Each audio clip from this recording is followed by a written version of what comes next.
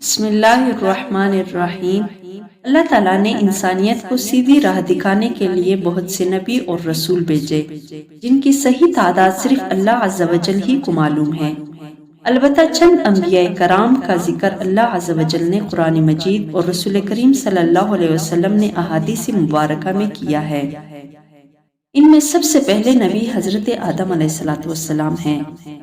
مفسر قرآن حضرت عبداللہ بن عباس رضی اللہ تعالیٰ عنہ نے فرمایا، حضرت آدم علیہ السلام کی تخلیق سے تقریباً 2000 سال پہلے اللہ تعالیٰ نے زمین پر جنوں کو آباد کیا۔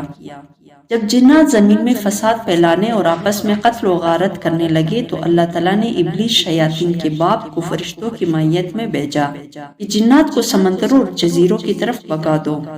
ابلیس نے فرشتوں کو ساتھ لے کر جنات کو سمندروں اور جزیروں کی طرف بھگا دیا۔ ابلیس خود بھی جنات کی نسل میں سے تھا، لیکن کثرت عبادت کی وجہ سے اللہ تعالیٰ نے اسے فرشتوں کا سردار بنا دیا۔ فرشتوں کا سردار بننے کی وجہ سے ابلیس میں غرور اور تکبر پیدا ہو گیا۔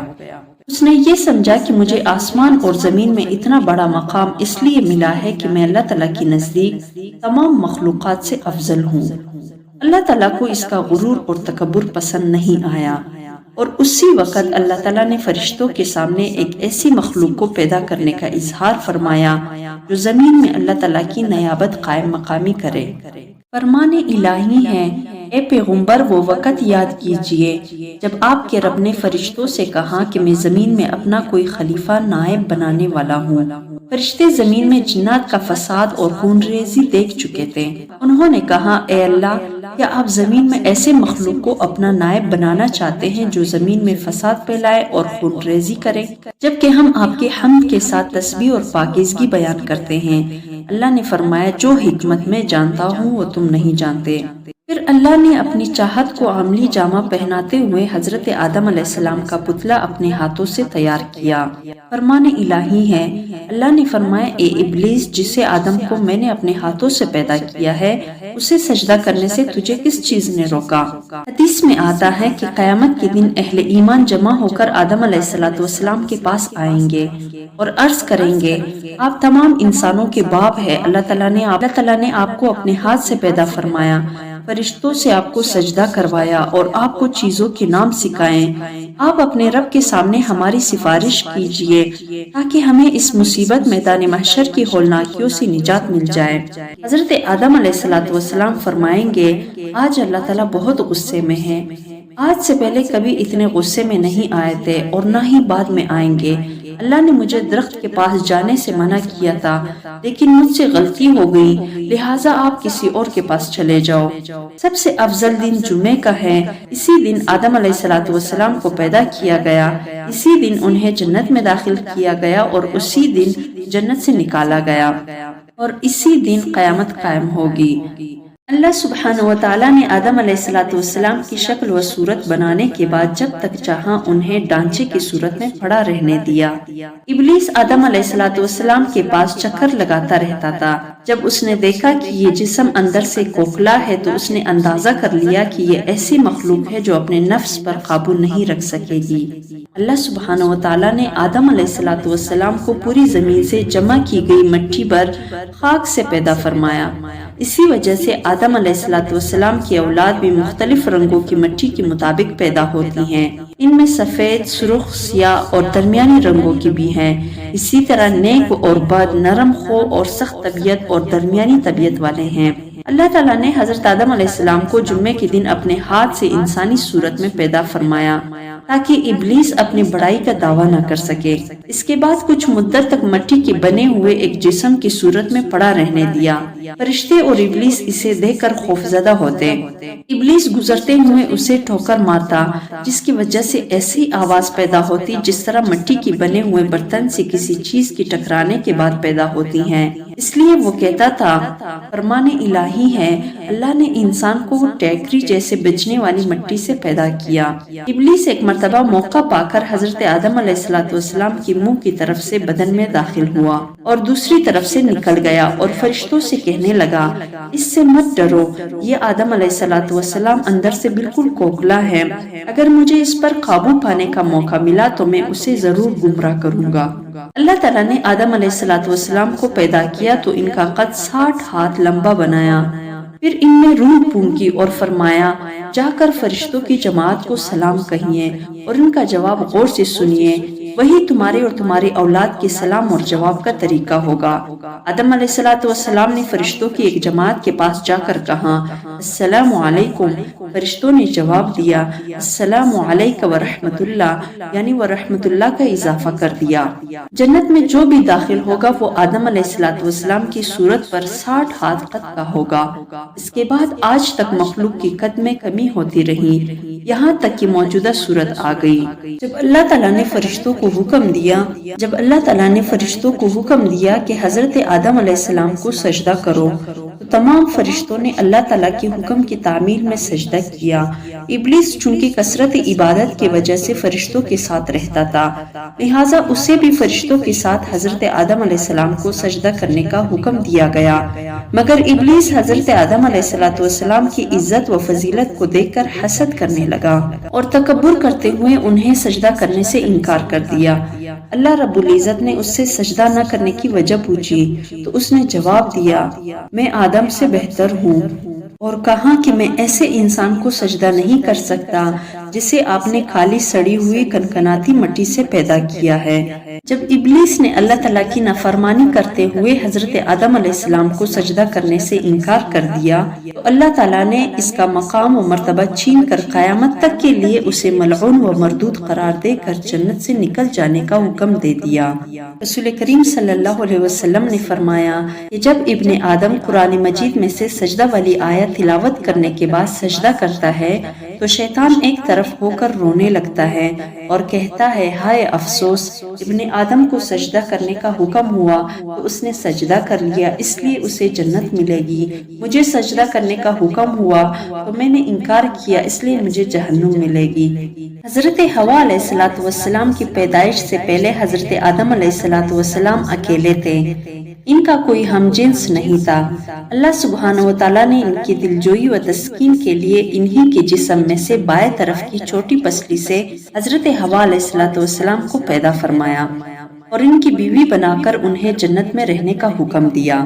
جب اللہ سبحانہ و تعالیٰ نے حضرت آدم اور حوا علیہ السلام کو عزت و اکرام سے نوازتے ہوئے جنت میں رہنے کا حکم دیا تو شیطان کو انسان کی یہ عزت و تکریم برداشت نہ ہوئی، اس نے اسی وقت سے ہی انسانوں کو گمراہ کرنے کا منصوبہ بنا لیا۔ انسان سے دشمنی کے لیے اس نے اللہ تعالیٰ سے مہلت طلب کی، اللہ عز و جل نے اسے قیامت تک کے لیے مہلت دے دی۔ نبی کریم صلی اللہ علیہ وسلم نے فرمایا، یقین مانو شیطان آدم علیہ السلام کی اولاد کو گمراہ کرنے کے لیے اسلام کے راہ پر بیٹھا ہوا ان کے دلوں میں یہ وسوسہ ڈالتا ہے کہ افسوس تم اپنے باپ دادا کا دین چھوڑ کر مسلمان ہو رہے ہو۔ سعادت مند لوگ اس کے بعد ٹکرا کر مسلمان ہو جاتے ہیں۔ پھر شیطان جہاد کی راہ پر بیٹھ کر کہتا ہے، جہاد کیوں کرتے ہو، تم مارے جاؤ گے، تمہاری عورت کسی اور سے نکاح کر لے گی اور تمہارا مال تقسیم کر لیا جائے گا۔ مگر سعادت مند لوگ اس کے بعد رد کر کے جہاد کے لیے نکل پڑتے ہیں۔ ایسے لوگ یقیناً جنتی ہیں، خواہ شہید ہو جائے یا ڈوب کر یا کچل کر مر جائے۔ اللہ تعالیٰ نے ابلیس کو قیامت تک کے لیے مہلت دینے کے بعد بنی نوع انسان کو ابلیس کی دشمنی سے آگاہ فرما دیا اور یہ وضاحت کر دی کہ تمہارا سب سے بڑا دشمن شیطان ہے، اس سے بچنے کی ہر ممکن کوشش کرو، یہ بڑا چالاک اور چپ کر وار کرنے والا ہے، تم اسے اور اس کے چیلوں کو نہیں دیکھ سکتے لیکن وہ تمہیں دیکھ رہا ہوتا ہے۔ اسی نے تمہارے ماں باپ کو دھوکہ دے کر جنت کی آرامدہ زندگی سے محروم کروا دیا تھا۔ جب ابلیس نے یہ دیکھا کہ اللہ تعالیٰ نے حضرت آدم اور حوا علیہ السلام کو عزت دیتے ہوئے انہیں جنت میں رہنے کا حکم دے دیا ہے تو حسد کی آگ میں جل گیا اور انسان دشمنی کا عملی مظاہرہ کرتے ہوئے انہیں جنت سے نکلوانے کے لیے چھال چلنے لگا۔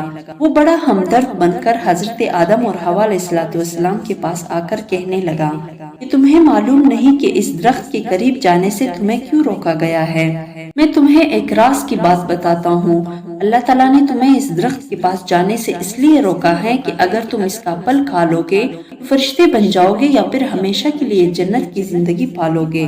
حضرت آدم اور حوا علیہ الصلوۃ والسلام ابلیس کو اپنا ہمدرد اور خیرخواہ سمجھ کر اس کے بہکاوے میں آ گئے اور جس درخت کے پاس جانے سے اللہ رب العزت نے منع کیا تھا اس کے پاس چلے گئے، اور جیسے ہی اس درخت کا پھل چکھا تو اس کے جسم پر سے جنتی لباس فوراً اتر گیا اور اللہ تعالیٰ نے انہیں زمین پر اترنے کا حکم دے دیا اور ساتھ ہی ابلیس کو بھی زمین پر اتار دیا۔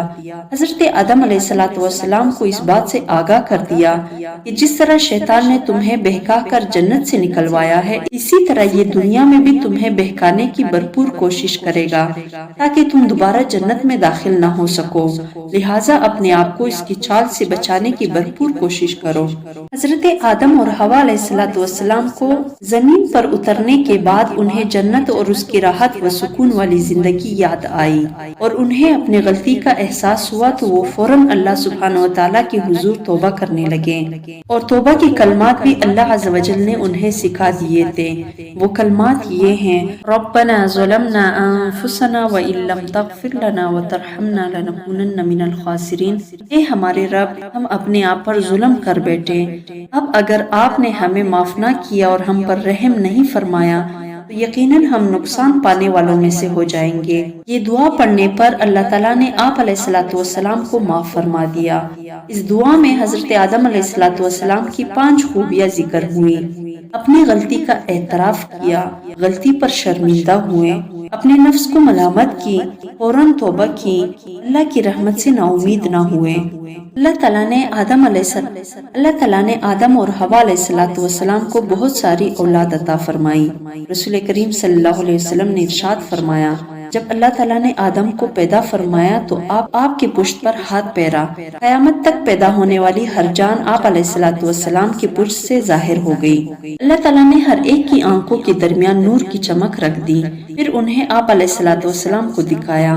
آپ علیہ الصلوۃ والسلام نے پوچھا، اے میرے رب، یہ کون ہے؟ اللہ تعالیٰ نے جواب دیا، یہ تمہاری اولاد ہے۔ آپ علیہ الصلوۃ والسلام کو اپنی اولاد میں سے ایک آدمی ایسا نظر آیا جس کی پیشانی کی چمک آپ علیہ الصلوۃ والسلام کو بہت اچھی لگی۔ آپ نے پوچھا، اے میرے رب، یہ کون ہے؟ اللہ تعالیٰ نے جواب دیا، یہ آپ کے اولاد میں سے آخری زمانے کے قوموں میں سے ایک نبی جس کا نام داؤد ہوگا۔ آپ علیہ الصلوۃ والسلام نے پوچھا، اے میرے رب، آپ نے اس کی عمر کیا مقرر کی ہے؟ اللہ تعالیٰ نے جواب دیا، 60 سال۔ آپ علیہ الصلوۃ والسلام نے عرض کیا، اے میرے رب، اسے میری عمر میں سے 40 سال عنایت فرما دیجئے۔ جب آدم علیہ الصلوۃ والسلام کی مقرر عمر ختم ہوئی تو موت کا فرشتہ ان کی روح قبض کرنے کے لیے آیا۔ آپ نے وہ 40 سال اپنے بیٹے کو دیے تھے۔ آپ علیہ الصلوۃ والسلام نے فرمایا، کیا میری عمر میں سے 40 سال باقی نہیں ہیں؟ فرشتے نے عرض کیا، آپ نے وہ 40 سال اپنے بیٹے داؤد کو دیے تھے۔ چونکہ آپ علیہ الصلوۃ والسلام نے انکار کیا، اس لیے آپ کی اولاد میں بھی انکار کی عادت ہے۔ آپ بھول گئے، اسی لیے آپ کی اولاد بھی بھول جاتی ہیں۔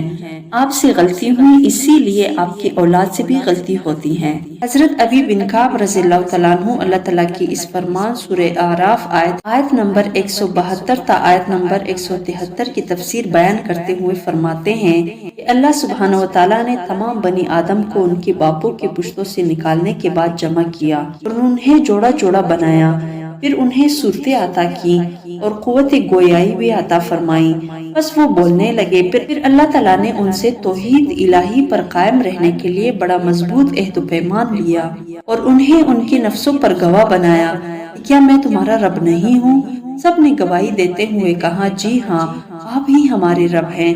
پھر اللہ عز و جل نے فرمایا، میں 7 آسمانوں 7 زمینوں اور تمہارے باپ آدم علیہ السلام کو تم پر گواہ بناتا ہوں کہ کہیں تم قیامت کے دن یہ نہ کہو کہ ہمیں تو اس کا علم ہی نہیں تھا۔ یاد رکھو، میرے علاوہ کوئی معبود برحق نہیں اور میرے علاوہ کوئی بھی پروردگار نہیں، لہٰذا میرے ساتھ کسی کو بھی شریک نہیں ٹھہرانا۔ بے شک میں تمہارے پاس اپنے پیغمبروں کو بھیجتا رہوں گا جو تمہیں میرے ساتھ کیے ہوئے اس عہد و پیمان کو یاد دلاتے رہیں گے، اور میں تم پر اپنی کتابیں بھی نازل فرماؤں گا۔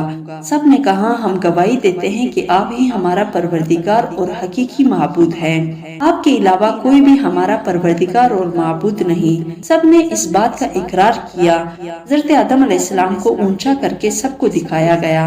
آپ علیہ الصلوۃ والسلام نے دیکھا کچھ مالدار ہے اور کچھ غریب، کچھ خوبصورت ہے اور کچھ بدصورت۔ آپ علیہ الصلوۃ والسلام نے عرض کیا، اے میرے پروردگار، آپ نے اپنے بندوں کو ایک جیسا کیوں نہیں بنایا؟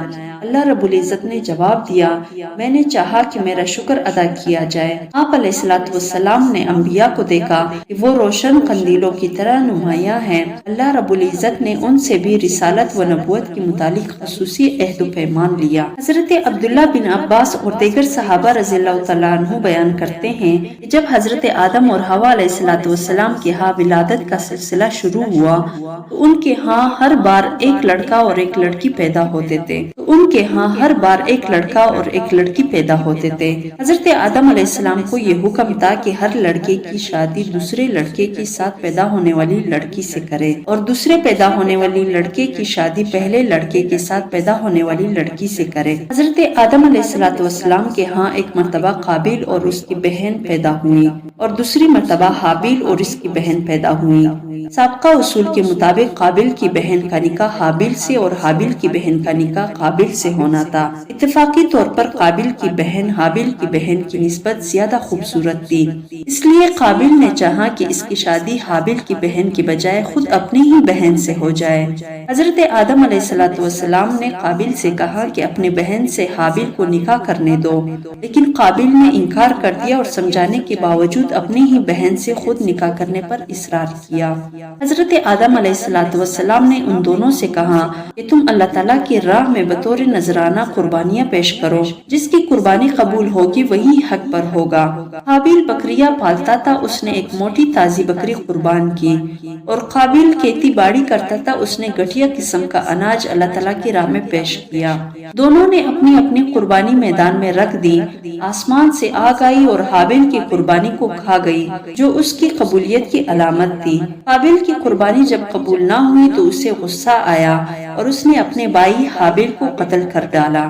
جب حابیل قتل ہو گئے تو قابیل نے کھلے آسمان کے نیچے ان کی لاش رکھ دی، اس لیے کہ اسے دفن کرنے کا طریقہ معلوم نہ تھا۔ آخر کار اللہ تعالیٰ نے 2 کوے بھیجے، ان میں سے ایک نے دوسرے کو مار دیا، پھر چونچ سے گڑا کود کر مردہ کوے کو اس میں ڈال کر اوپر سے مٹی ڈال دی۔ حابیل نے جب اپنی آنکھوں سے یہ ماجرا دیکھا تو شرمندہ ہو کر کہنے لگا، ہائے افسوس، میں اس کوے سے بھی گزرا ہو گیا کہ اپنی بھائی کی لاش دفن کرنے کی تدبیر بھی نہ نکال سکا۔ رسول کریم صلی اللہ علیہ وسلم نے فرمایا، جتنے بھی لوگ ناحق قتل ہو رہے ہیں ان کا گناہ آدم علیہ الصلوۃ والسلام کے بیٹے قابیل کے حصے میں بھی لکھا جا رہا ہے، کیونکہ انسانوں میں قتل کی ریت سب سے پہلے اس قابیل نے شروع کی تھی۔ حضرت ابی بن کعب رضی اللہ تعالیٰ عنہ فرماتے ہیں کہ جب حضرت آدم علیہ الصلوۃ والسلام کی وفات کا وقت قریب آیا تو انہوں نے اپنے بیٹوں سے فرمایا، اے میرے بیٹوں، میرا جنت کے پھل کھانے کو جی چاہ رہا ہے۔ بیٹے پل کی تلاش میں نکل پڑے، سامنے سے فرشتے آتے نظر آئے جن کے پاس حضرت آدم علیہ الصلوۃ والسلام کا کفن اور خوشبو تھی۔ فرشتوں نے پوچھا، اے آدم کے بیٹوں، تمہیں کس چیز کی تلاش ہے؟ بیٹوں نے جواب دیا، ہمارے والد صاحب کی طبیعت ناساز ہے اور وہ جنت کے پھل کھانے کی خواہش رکھتے ہیں۔ فرشتوں نے کہا، تم واپس چلے جاؤ کیونکہ تمہارے والد فوت ہونے والے ہیں۔ فرشتوں نے آ کر ان کی روح قبض کی، ان کو غسل دیا، کفن پہنایا، خوشبو لگائی اور آپ علیہ الصلوۃ والسلام کے لیے لحد تیار کی، پھر نماز جنازہ ادا کی اور قبر میں رکھ کر اوپر سے مٹی ڈال دی۔ پھر مخاطب ہو کر کہا، اے آدم کے بیٹو، تمہارے لیے مردوں کو دفن کرنے کا یہی طریقہ ہے۔ حضرت آدم علیہ الصلوۃ والسلام کو مکہ مکرمہ میں جبل ابی قبیس پر دفن کیا گیا۔ حضرت آدم علیہ الصلوۃ والسلام کی کل عمر 1000 سال تھی۔